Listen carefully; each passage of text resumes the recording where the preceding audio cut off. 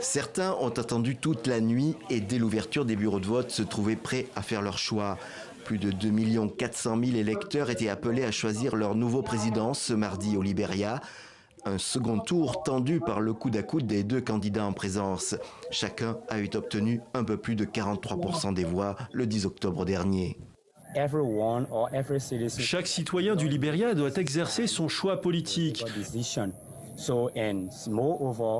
Et surtout, je tiens à dire au peuple libérien que cette élection doit être libre et équitable. Nous ne voulons pas de violence et nous ne voulons pas des hauts et des bas. Donc à tous les citoyens, je voudrais dire, exerçons notre choix politique. Plus tard dans la matinée sont apparus les deux candidats, venus aussi accomplir leur devoir électoral.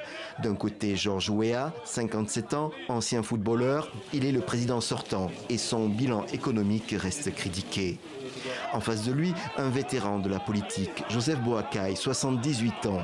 Ancien vice-président d'Ellen Johnson Sirleaf, il veut sa revanche après la défaite subie contre Weah aux élections précédentes. Son âge, toutefois, pourrait être un handicap. Mais dans l'ensemble, les opérations de vote sont déroulées calmement. Nous sommes très impressionnés par le peuple libérien et sa ténacité à exprimer ses choix démocratiquement. Nous sommes impressionnés et nous pensons que d'autres pays de la région pourraient apprendre du Libéria. C'est pour cette raison que nous demandons au Libéria de ne pas retourner en arrière. Les électeurs avaient jusqu'à 18h heure locale pour voter. La commission électorale a maintenant 15 jours pour proclamer le résultat, mais celui-ci pourrait être connu plus rapidement.